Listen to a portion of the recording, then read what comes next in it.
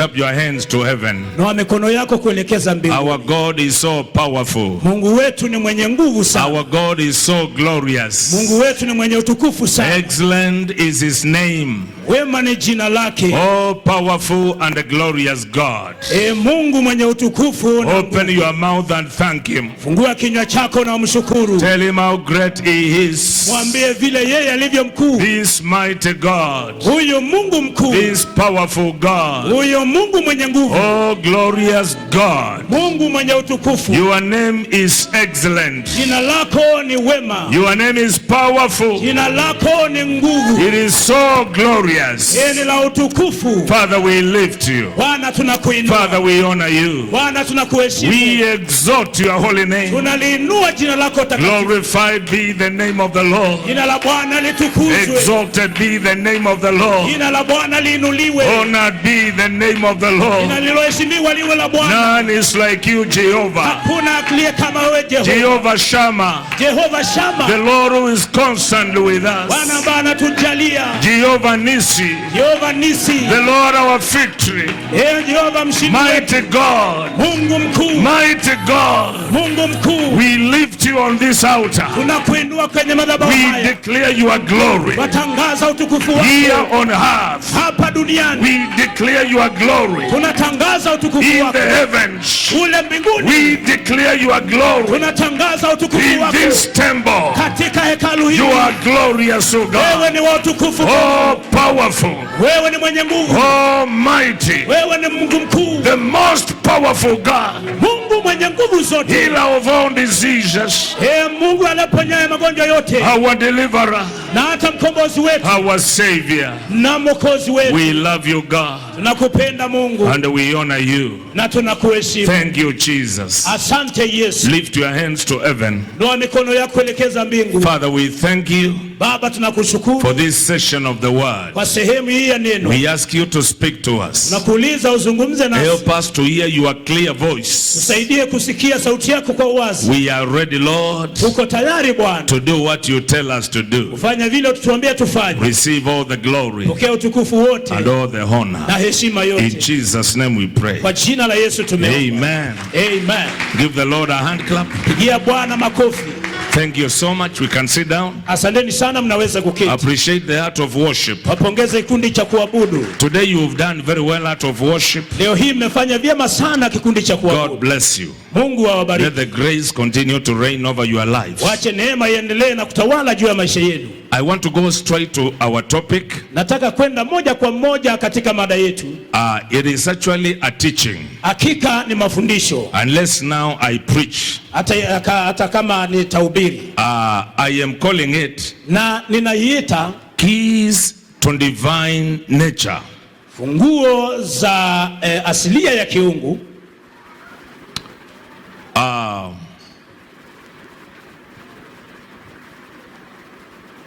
There are some keys kunazo funguo that we need to have bazo twastahili kuwa navyo as believers, kama waumini, so that we can become like God.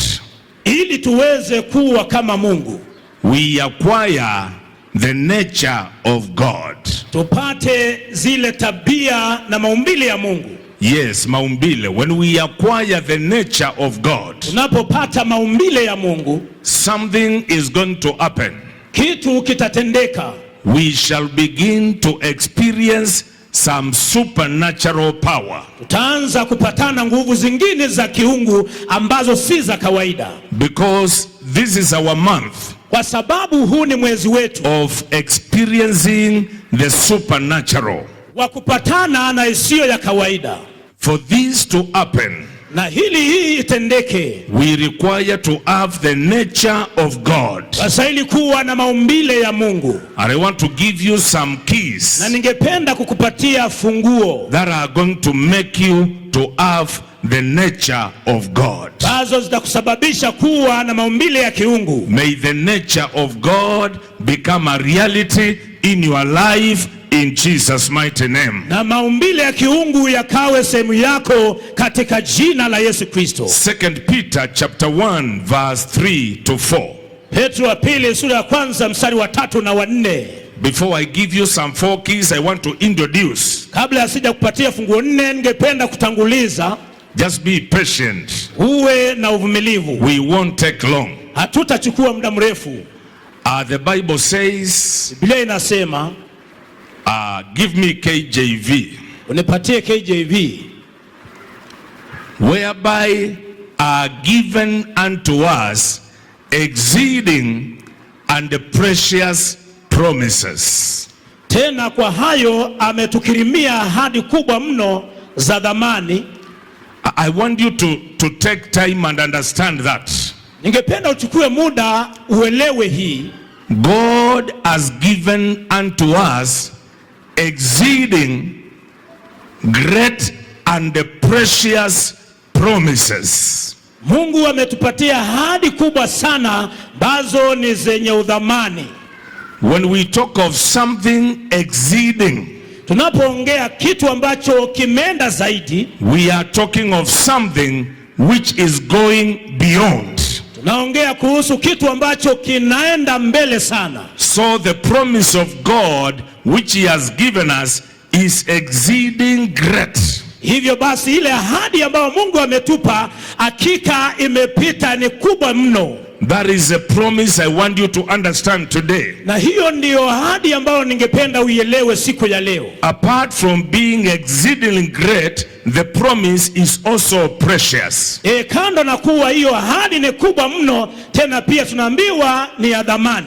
And the Bible says, na Biblia inasema, that by this ye might be partakers of the divine nature. Ili kwamba kwa hizo mpate kuwa washirika wa tabia ya uungu. We are saying through these promises, tunasema kupitia katika ahadi hizi, the one which I'm about to explain, ile ambayo niko karibu kuielezea.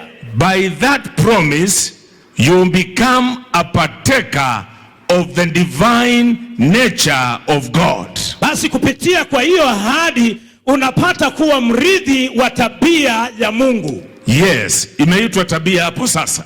So that divine nature of God, basi hiyo tabia ya uungu, having escaped the corruption that is in the world through lust. Mkiokolewa kwa uharibifu ulio duniani kwa sababu ya tamaa. Now, when you become a partaker of the divine nature of God, unapofanyika mrithi wa tabia ya uungu, you will escape every kind of a corruption of the world. Utaepuka kila uharibifu wa duniani. What is killing the world is uharibifu, is corruption.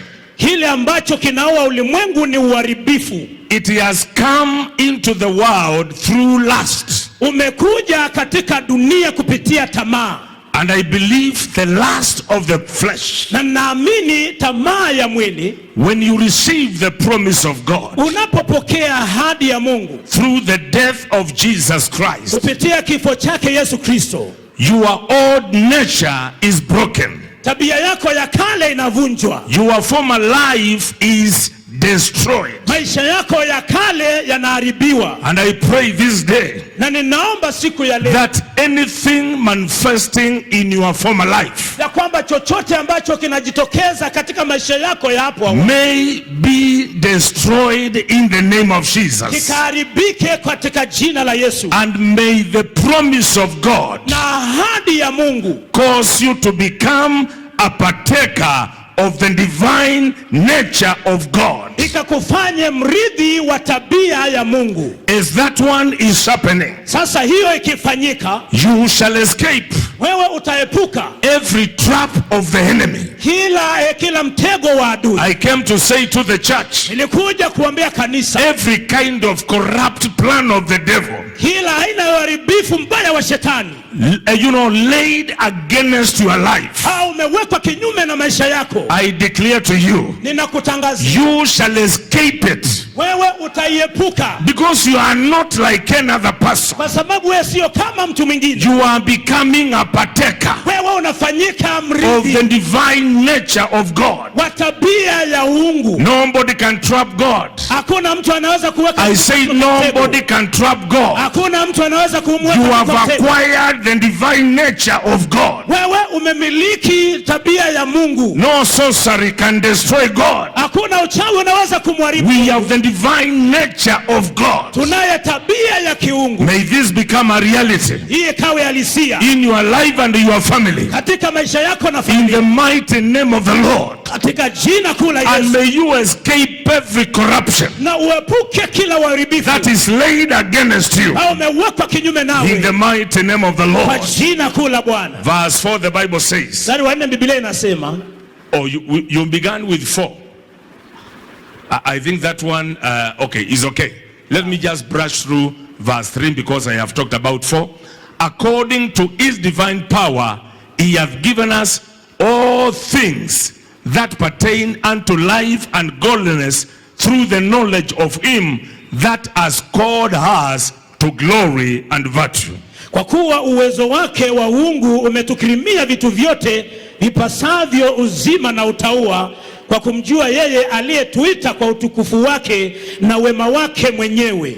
Everything has been given to us. Kila kitu kimepeanwa kwetu. According to his divine power. Kulingana na nguvu zake za kiungu. He has given unto us all things that pertain unto life and godliness.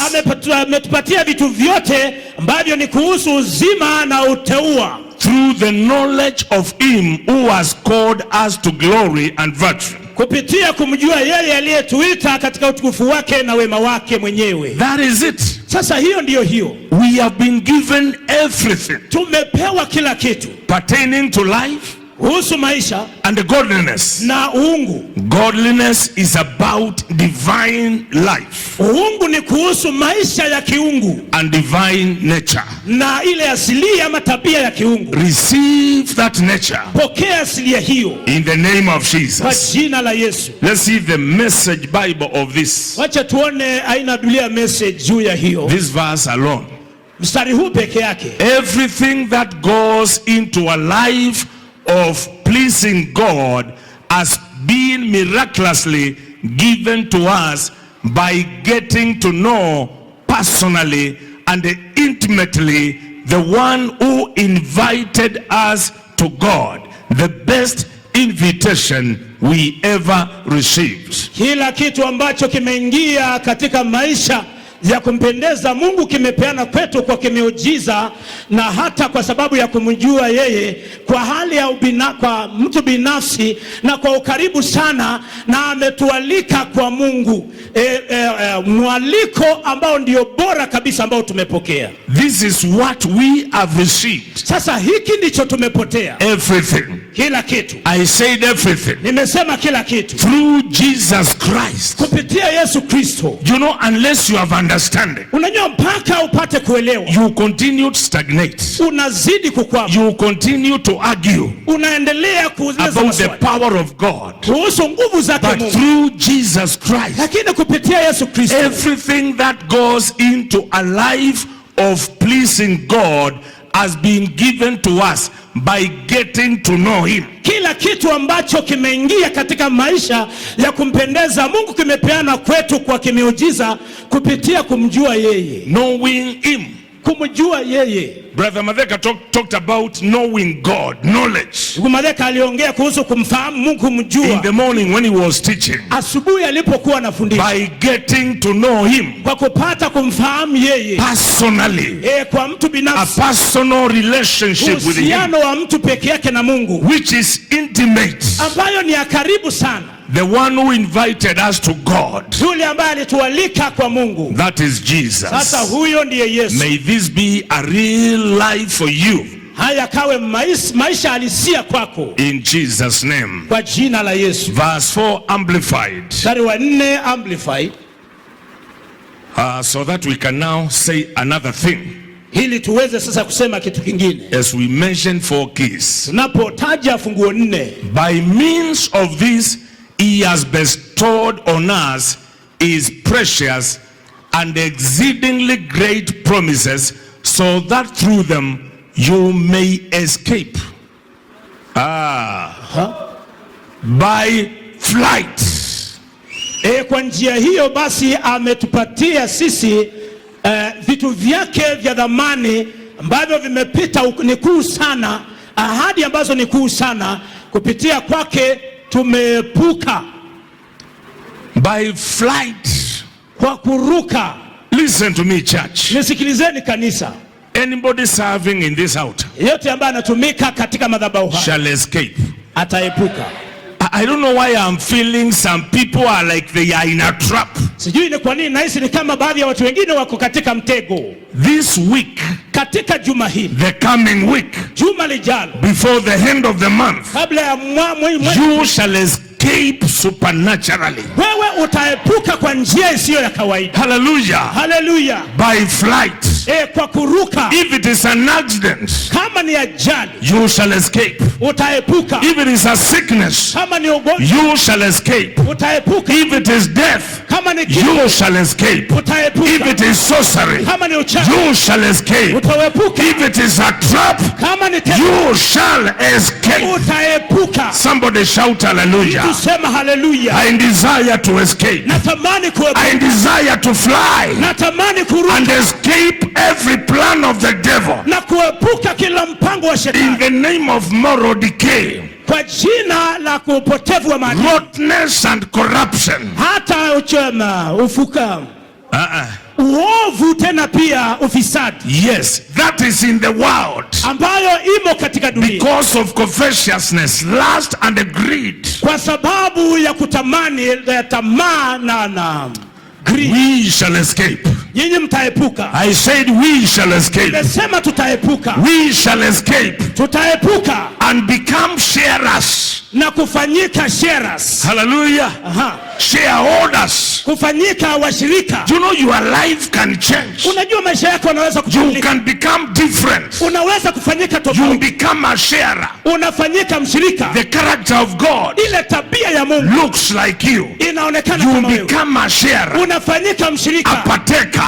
Mshirika of the divine nature. Wa tabia ya kiungu. We are coming out of this place. Tunatoka mahali hapa. And we go to our homes. Na turudi katika we go to our offices. Turudi katika ofisi. Pastors, you go back. Mchungaji unaporudi. You have the nature of God. Una tabia ya Mungu. You enter that Kilifi County. Liingia katika county. And the nature of God is manifest. Na tabia ya Mungu inadhihirika. I release this impartation. Ninaachilia mpachiko upon your life. Juu ya maisha yako. Impartation of divine nature. Mpachiko wa tabia ya Mungu. You are not the man they know. Wewe sio yule mtu aliofahamu. Born from Nduluni village. Aliyezaliwa hapa Nduluni kijiji. Born from Kitheine village. Aliyezaliwa kijiji cha. Born from Mukaa village. Aliyezaliwa Mukaa. You are not that man. Wewe sio huyo. You are different today. Wewe ni tofauti. You are a sharer. Wewe ni mshirika. Of the divine nature of God. Kwa tabia ya Mungu. You are not that Kitui man. Wewe sio huyo mtu wa Kitui. There is a difference from today. Kuna utofauti toka leo. Receive that impartation. Pokea mpachiko. In the name of Jesus. Jina la Yesu. And begin to become a different person. Naanza kufanyika mtu tofauti. Operating in the divine nature of God. Ukifanya kazi katika tabia ya Mungu. There shall be a God.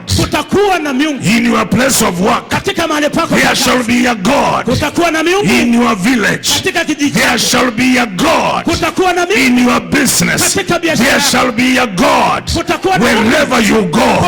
Your family shall be full of God. Itakuwa imejawa na Mungu. Hallelujah. Amen. I feel like preaching today. Nahisi kama kuhubiri. I thought I'm going to teach. Na kile ambacho but I'm releasing divine nature inaachilia tabia upon every person juu ya kila mtu under my voice. Upon every believer watching this video. I release divine nature upon your life. You shall not get stuck again. You shall not stagnate again. You shall not stagnate again. You are now receiving another nature, the divine nature of God. If your boss is waiting to see the same person, tell them the prophet said, you have another nature. You have another nature. When you go for that court case, I am saying you shall have another nature, the divine nature of God. You can't kill God. You can't gossip God. You can't gossip him and succeed. Anybody fighting your life, fighting your family, fighting your children, fighting your career, they are going to see a different person carrying the divine nature of God. I am becoming a sharer. I share with Christ the nature of God. The nature of God. Listen to me, worship team. You shall climb here and you shall have the nature of God. People will be slain by the power of God. We shall never be the same again. We are becoming sharers of the divine nature of God. Receive that oil tonight. The oil of the divine nature of God. The oil of moving supernaturally. Supernatural power in your business. Supernatural power in your daily life. Supernatural power in your children. Supernatural power in your family. I speak it now in the mighty name of the Lord. Can somebody celebrate Jesus? Celebrate Jesus. I have realized we are not the ones again. We share another nature, the divine nature of God.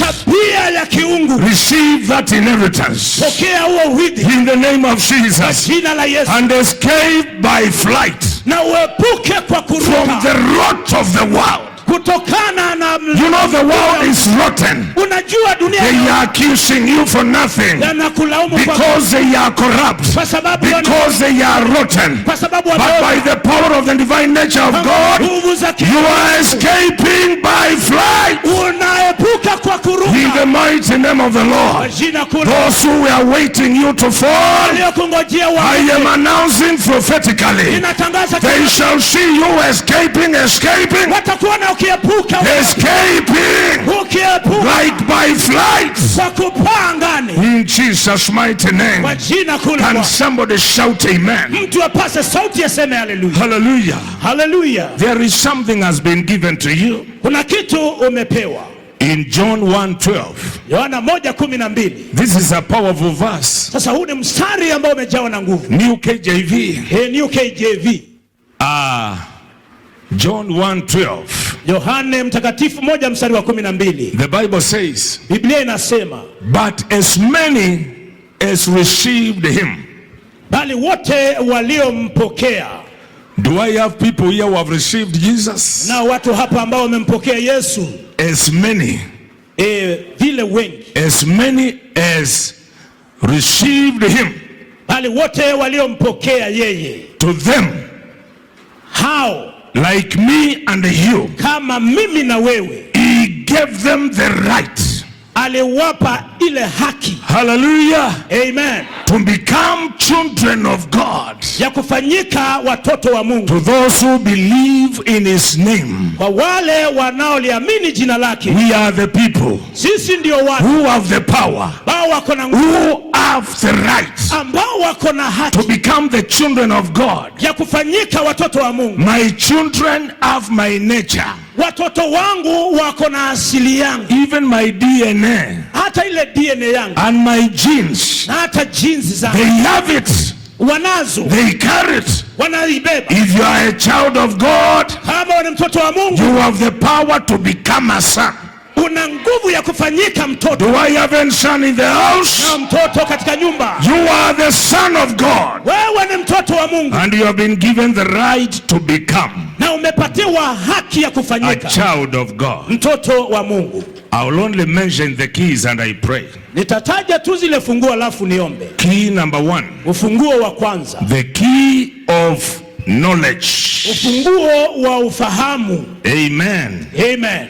If there is a church which has taught knowledge of God, kama kunalo kanisa ambalo limefundisha ufahamu wa Mungu, it is CCI Sultan. Ni CCI Sultan Hamod. Hosea 4:6. Hosea 4 mstari wa 6. Why do my people perish? Kwa nini watu wangu wanaangamia? My people perish. Watu wangu huangamia. For lack of knowledge. Ukosefu wa maarifa. They have rejected my knowledge. Wamekataa maarifa yangu. My people are destroyed for lack of knowledge. Watu wangu wanaangamizwa kwa kukosa maarifa. From today, kutoka leo, desire to know God. Tamani kumjua Mungu. Seek him.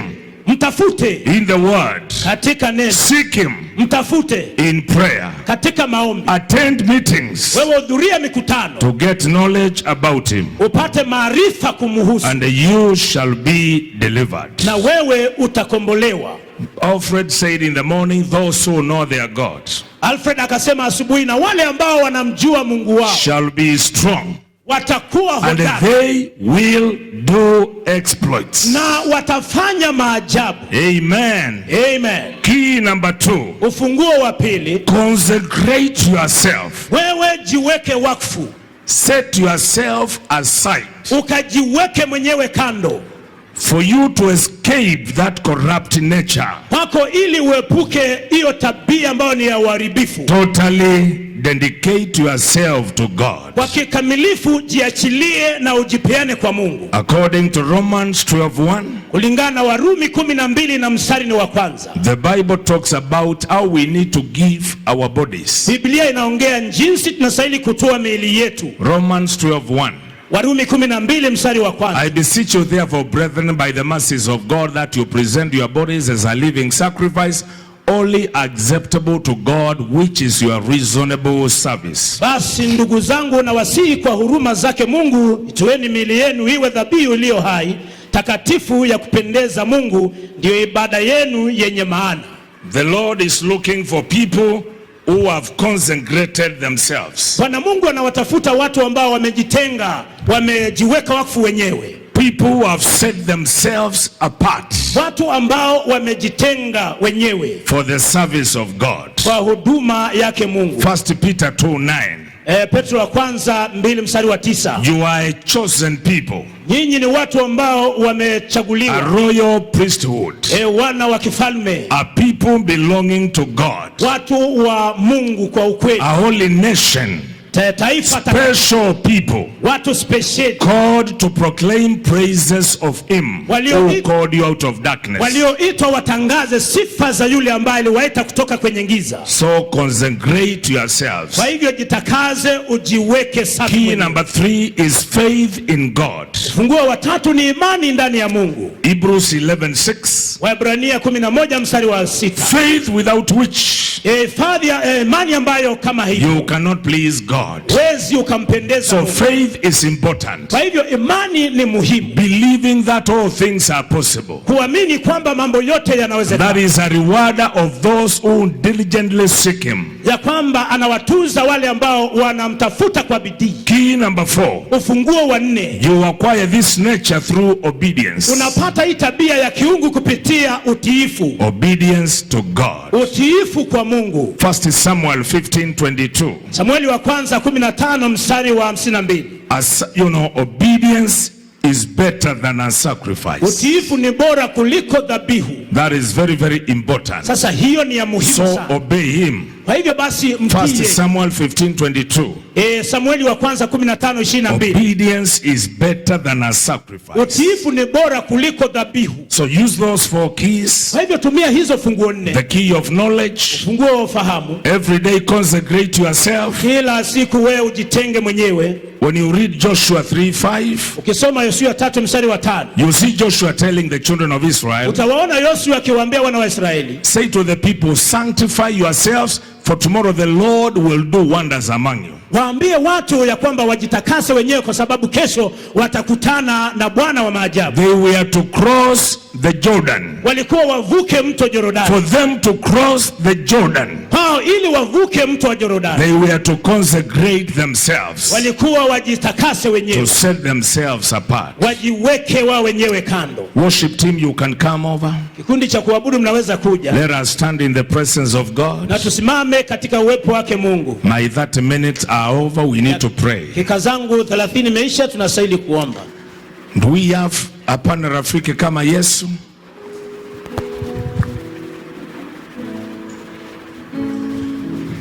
And as we sing that song, na tuimbapo wimbo huo, I want us to say, ningependa tuseme, Lord, I want to know you personally.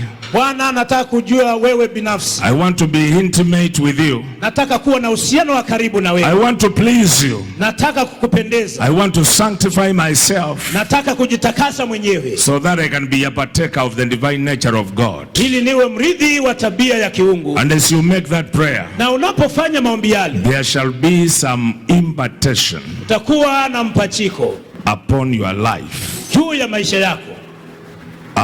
It is missing, eh?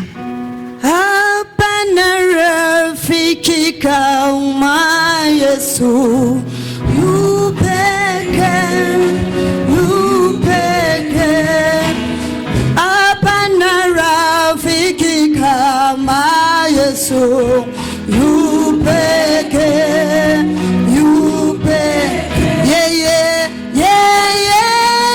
Ajua shida zetu, aweza kutuongoza.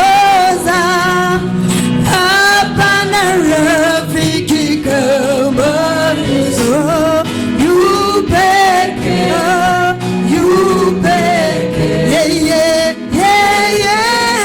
Ajua shida zetu, aweza kutuongoza. Hapana rafiki kama Yesu, yu peke.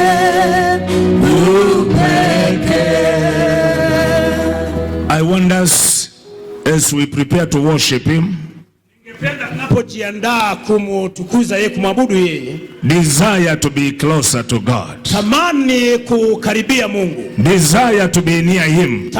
Tamani kuwa karibu na yeye.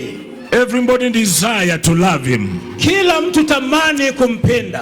Desire to acquire the divine nature of God. Tamani kupata ile tabia ya kiungu. In the mighty name of the Lord. Kwa jina kuu la Bwana. Mary, give us a worship chorus in Swahili. The song is not on the wall.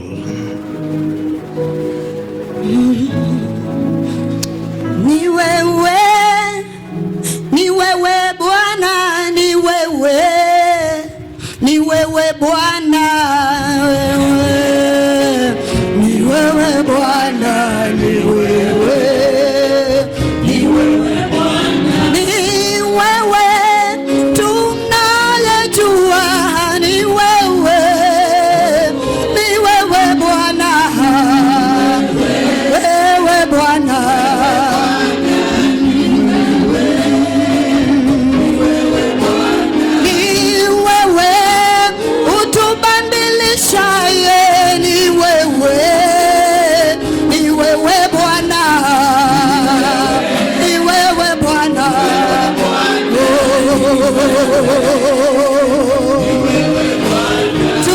Tunataka kuwa kama wewe, ni wewe twakuhitaji Yesu, ni wewe Bwana.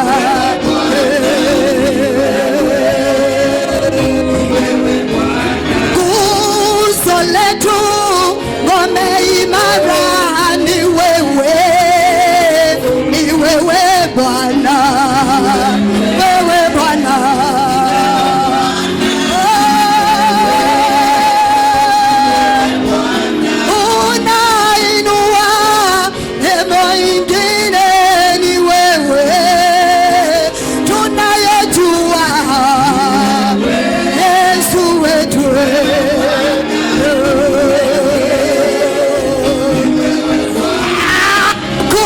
hakuna mwingine, ni wewe Bwana, ni wewe, ni wewe Bwana, wewe Bwana, Bwana ni wewe, tunakutamani, ni wewe Bwana, utuinue, ni wewe Bwana, Yesu wetu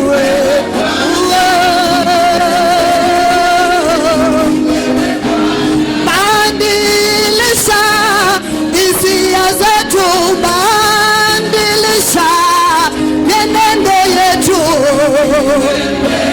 Yesu wetu ni wewe, Ni wewe Bwana. tunakupenda, ni wewe Bwana, ni wewe, ni wewe Bwana, Ni wewe.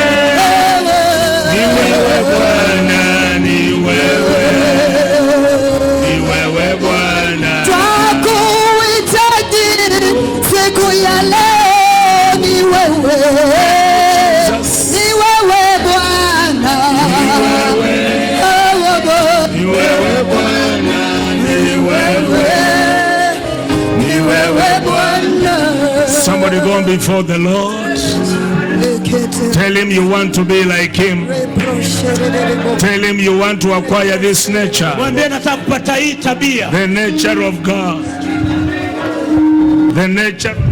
ile tabia ya Mungu, The nature of God. tabia ya Mungu. Desire to acquire this nature. Tamani kupata hii tabia, Desire to have this nature. tamani kupata hii tabia, The nature of God. tabia ya Mungu. Desire to be like him. Tamani kuwa kama yeye, Desire to walk like him. tamani kutembea kama yeye. I desire today Na tamani leo to be like you, God.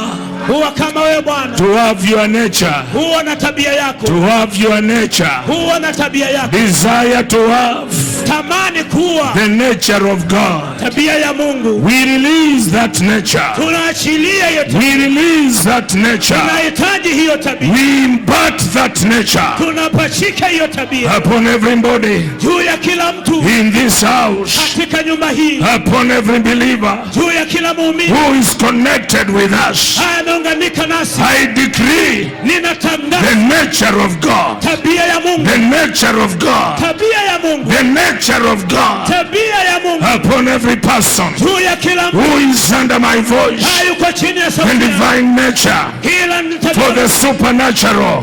kwa isiyo ya The kawaida, divine nature tabia ya for the supernatural. isiyo ya kawaida, In the mighty name of the Lord. inakula Bwana. That nature Hiyo tabia is what I declare. hiyo ninatangaza, Somebody pray mtu akaomba to operate akafanya kazi under that nature. chini ya tabia The hiyo. remaining days Siku of nyingi this month, za mwezi huu, of this year, za mwaka huu, commit everything to God. toa kila kitu kwa Mungu. You are acquiring Wewe unapata another nature, tabia nyingine, the nature of God. tabia ya Mungu. I invoke that nature. Inachochea tabia I hiyo, call that nature inaita hiyo tabia upon somebody's ya life. maisha ya mtu. I speak a transformation. Naongea mabadiliko, I speak a change. naongea mabadiliko, I declare a change. ninatangaza I mabadiliko, declare transformation ninatangaza mabadiliko upon the lives juu ya maisha of our youth, ya wanarika wetu, of our women, juu ya kina mama wetu, of our men. juu ya wanaume wetu. I speak a transformation Naongea mabadiliko in the mighty name of the kwa Lord. jina kuu la Bwana. I declare Ninatangaza a transformation. mabadiliko. Somebody desire Mtu atamani to have that transformation wanayo mabadiliko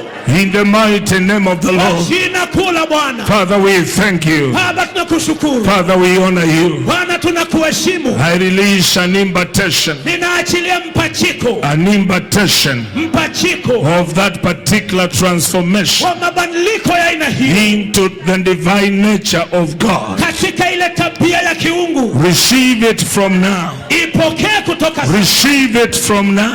Ipokee kutoka sasa In the mighty name of the Lord. kwa jina kuu la Bwana. Wherever you go, Popote uendapo, whatever you do, chochote unachofanya, may you operate wewe ukafanye kazi under that nature, chini ya hiyo tabia, the nature of God, tabia ya Mungu, in Jesus' mighty name. kwa jina kuu la Yesu. Father, we thank you. Bwana tunakushukuru.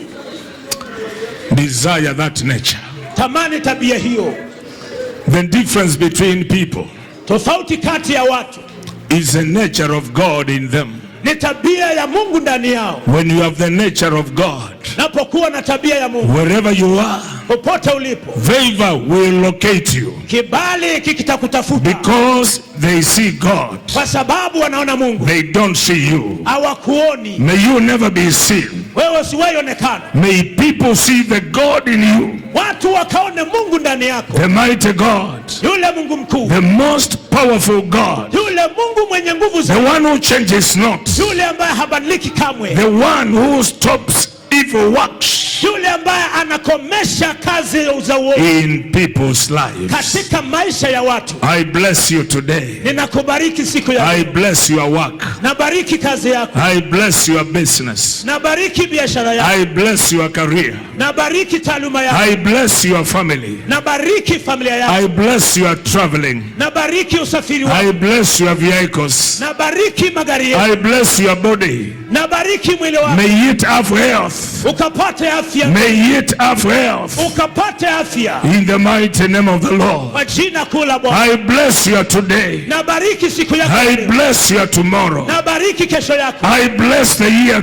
2022. Nabariki mwaka wa 22. You shall walk Wewe utatembea and find favor na ukapatane na in the kibali eyes of men kwenye macho ya watu and in the eyes of God. na katika macho ya Mungu. I bless your children. Nabariki watoto I wako. bless your children's children. Nabariki watoto wako. May your family be blessed. Familia yako ikabarikiwa. I bless everybody. Nabariki kila mtu. I bless the expectant mothers. Nabariki kina mama ambao wanatarajia watoto. I bless them today. Na wabariki siku In the mighty name of the Lord. jina kuu la Bwana. I bless the grandfathers. Nabariki kina I bless the grandmothers. Nabariki kina nyanya. I bless the pastors. Nabariki wachungaji. I bless the ministers. Nabariki wahudumu. I bless everybody. Nabariki kila mtu. I bless the career people. Nabariki watu wa Let them find favor. wacha wakapata Let them find promotion. wacha wakapate kupandishwa. I bless those who have an idea, Nabariki wale ambao walikuwa na a wazo. goal of business. Wazo la I kiasi. bless every future business. Nabariki kila biashara siku za In the mighty name of the Lord. kwa jina kuu la Bwana. Every hindrance to your career, Kila kizuizi cha biashara I break it tonight. ninakivunja jioni ya In the name of kwa Jesus. jina la Yesu. Every hindrance to your promotion, Kila kizuizi cha I biashara break it now. ninakivunja In sasa the name of kwa Jesus. jina la Yesu. Spirit of stagnation, Roho wa kukwama I destroy your power. haribu nguvu zako In the mighty name of the Lord. katika jina kuu la Bwana. I declare progress Natangaza kuendelea and a new lifting. na kuinuliwa kupya. Father, we thank you Bwana tunakushukuru and we honor you. na tunakuheshimu. I bless all of you Nabariki nyote and whatever you do. na chochote ufanyacho In Jesus' name, kwa jina la Yesu. I pray and believe. Naomba na kuamini. Amen. Amen. Celebrate Jesus. Shangilieni Yesu. Amen. Amen. Amen. Amen. Pastor Mano, come and release the congregation. Mchungaji Mano, kuja uachilie kutana. God bless you. Mungu awabariki.